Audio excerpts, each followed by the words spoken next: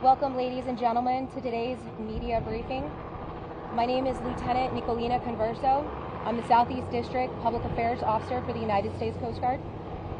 We will be presenting information on the subjects surrounding the rescue and the response surrounding the collision between a sailing vessel and a barge on July 28th. We will discuss the collision, the ongoing investigation, and the salvage of both vessels involved. Our primary speaker is Captain Frank Florio. I spell Florio F-L-O-R-I-O. He's a commander of Coast Guard Sector Miami, flanked by spokespersons from our partner agencies, Florida Fish and Wildlife Conservation Commission, the City of Miami Fire Rescue, Miami-Dade County Fire Rescue, Miami Beach Fire Rescue, the City of Miami Beach, and Miami Beach Police, and the Mayor of Miami Beach. We will begin today with a brief statement and an update from Captain Florio. We will open the floor for a few questions after those remarks. Please wait to be called on. Only those who are called on will have their questions answered. We will also have a translator for Spanish questions. We will stage him off to the left so you can ask your questions, he can ask us, and then he will translate them back to you. Due to the evolving nature of this incident, we must limit Captain Florio's availability to only a few questions, but our public affairs staff will do our best to answer any questions following this press release. Now may I introduce Captain Florio.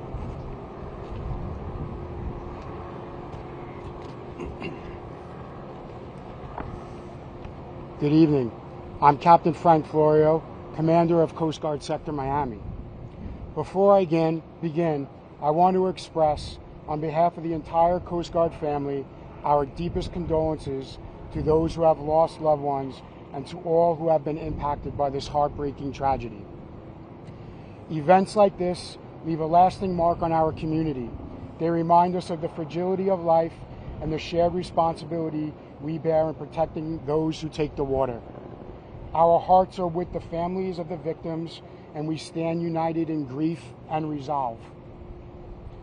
The Coast Guard, alongside our local, state, and federal partners, has launched a comprehensive investigation to determine exactly what happened, to understand the contributing factors, and to learn from this loss so we can help prevent such tragedies in the future. We are steadfast in our commitment to accountability, continuous improvement, and the safety of our waters. Yesterday, at 11:27 a.m., Sector Miami received a report from Miami-Dade Fire Rescue of a collision involving a sailing vessel with 6 people on board and a tug and barge operating near Hibiscus and Monument Islands. Miami Beach Fire Rescue was first on scene and quickly joined by Miami-Dade Fire Rescue, City of Miami Fire Rescue, the Florida Fish and Wildlife Conservation Commission, and Coast Guard Station Miami Beach. This was a unified and rapid response by a committed team of professionals. Tragically, the incident resulted in the same-day deaths of a 7-year-old and a 13-year-old. 2 remain hospitalized in critical condition, and 2 other individuals were rescued.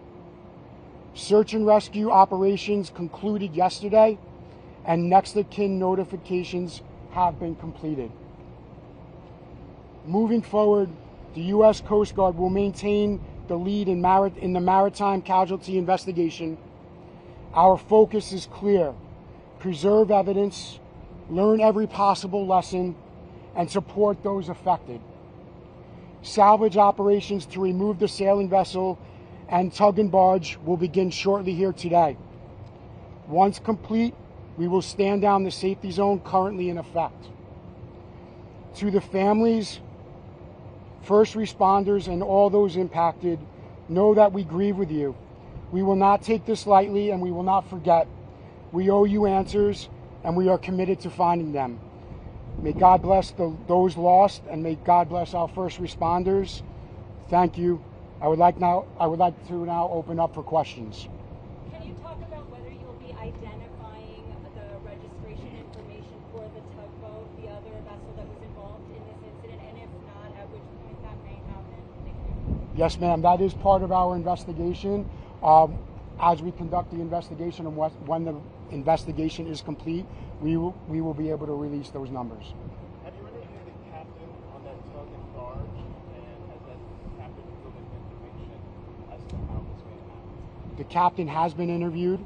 It's part of the investigation. I won't share what his statements were, but he has been interviewed. Is it a seasoned captain? Not going to comment, sir.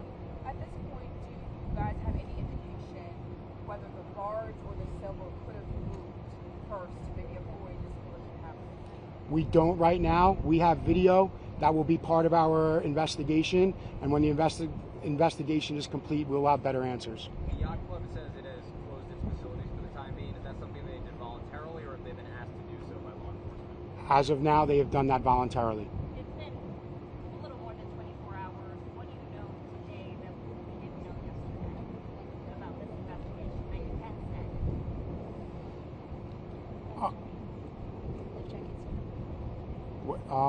One of the main questions that we received yesterday were the girls wearing life jackets?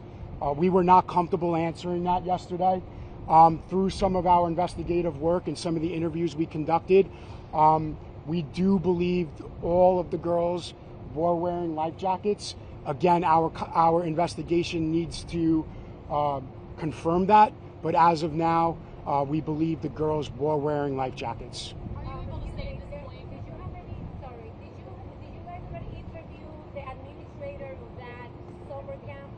Because in their bulletin or their information of that summer camp that the kids were participating, they said the kids have to bring their own life jackets that comply with Coast Guard regulations. Is this person part of the investigation, the administrator of the summer camp? Yeah, that was information posted on their website. We are going to be interviewing the camp itself. The camp is part of the investigation, and we'll make sure we'll confirm those details as the investigation evolves. Yesterday, you said that one of the updates said that there was a child who was unresponsive. Wondering if when you say now it's two that are critical, has one of their conditions improved, or is someone still legally alive but unresponsive at this point? Right now, the best I can give you is they're in critical condition. We just confirmed that report with the hospital and our points of contact. Are you able to say if the captain had a valid, if the captain of the tug had a valid license? Are you looking into that? And did you look into any possible blood draws the captain was on scene? So I won't comment about the license right now. That is part of the investigation. We did do alcohol testing, and we have conducted the chemical testing as well. We're pending those results right now. Can you discuss the body of water and where this took place? You're very familiar with this. Are there any challenges navigating in an area like this? Is the water shallow? Are there narrow channels where it could speed be a factor when you're operating any type of vessel in this particular? Speed is always a factor in any type of vessel movement. Right now, the water was safe. It's commonly used navigational area, and it's frequented by our maritime population here consistently.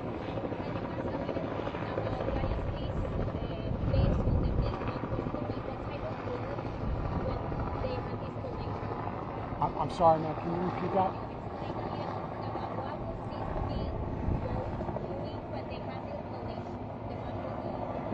Right now, we believe the barge was supporting some construction operations in Miami Beach area. The question might be better for local police or fire, but if you want to answer it, Captain, do it. I just want to open it to anyone. Of course, this incident specifically is under investigation right now. Where these vessels were moving, how they were moving, what the teams on both of those boats were doing. But in a general sense, on a normal day, is it appropriate for both a barge and a sailboat to be in those general areas on a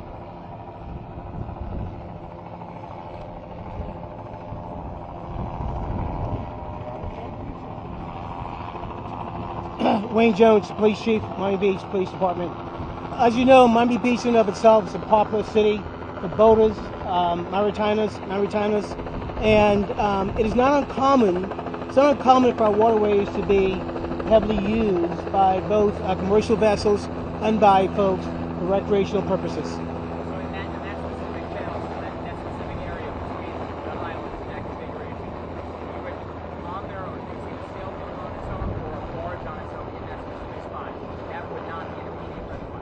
Not an immediate red flag, not uncommon at all. I'm sorry, we'll have time for one more question. Ma'am, can you please ask your question? Yes.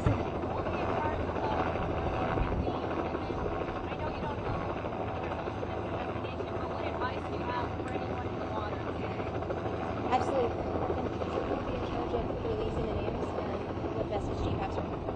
I'll continue to work with our poor partners to release the names when appropriate. We want to make sure all the friends and family are involved and have the opportunity to grieve appropriately. And when that time comes, we'll deem necessary to release the names. As far as a message for today, we live in South Florida for a reason. We enjoy the waterways, and that's a part of our culture. That's a part of our lifestyle. And I encourage everybody to continue doing that safely and responsibly, as always. Thank you for your time. Can we get this somebody in Spanish? Spanish? Yes, thank you. That concludes this press brief. If I could direct your attention towards our team over here to your right, we will take the rest of your questions and we will try to get back to you. Thank you very much.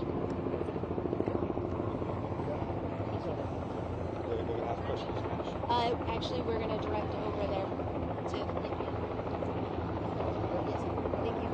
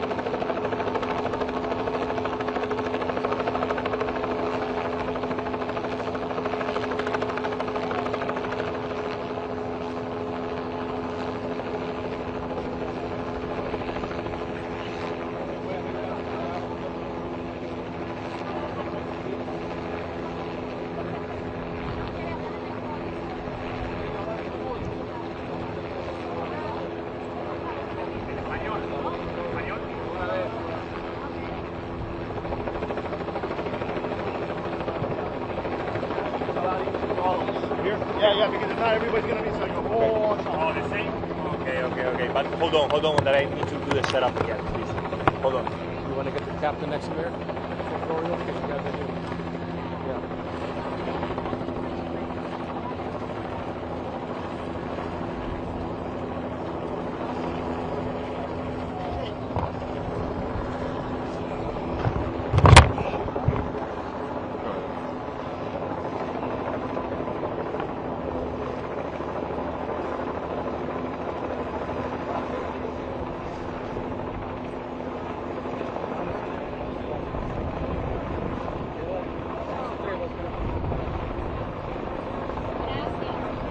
¿Están listos?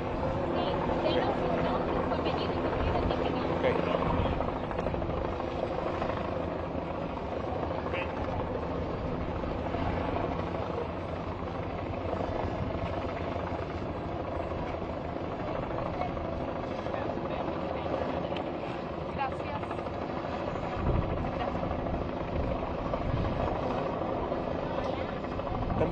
¿Todo el mundo bien? Mayor Alberto Massa, MAZA, de Florida Fish and Wildlife Conservation Commission.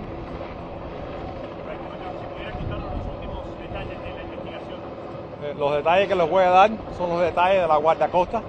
Ellos son la agencia que está investigando este accidente y nada más que voy a dar información de lo que explicó el capitán antes de yo pararme aquí delante. En estos momentos la guardacosta está investigando un accidente de barco, 2 barcos, y en estos momentos hay 2 que fallecieron y 2 que se están en el hospital en estos momentos en condiciones críticas. Y 2 pasajeros estaban rescatados el día del accidente.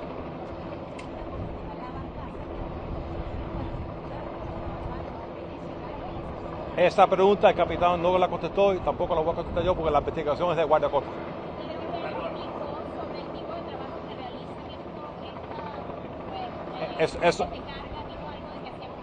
Esos barcos son muy comunes en las ciudades grandes, hacen trabajo de reparaciones de paredes del mar, de balizas.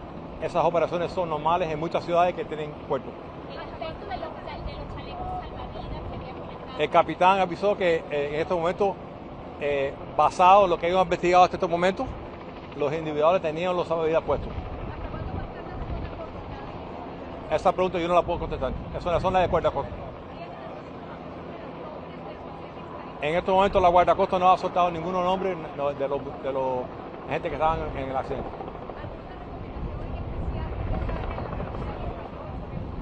Sí, el mismo mensaje que dio el capitán. Nosotros vivimos aquí en este estado, en esta parte del estado, para disfrutar este ambiente y este mar bello que tenemos aquí fuera.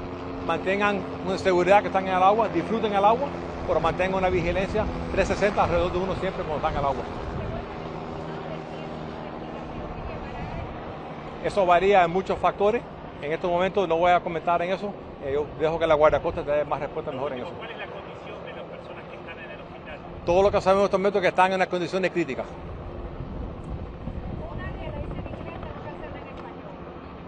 Hay una persona listada como administradora de ese campamento. Esa persona está siendo investigada, interrogada. Basado en lo que dijo el capitán de la guardacosta, el campo donde estaban esos muchachos es parte de la investigación. Otra pregunta que no voy a poder contestar en este momento. Gracias. No te oí, señora.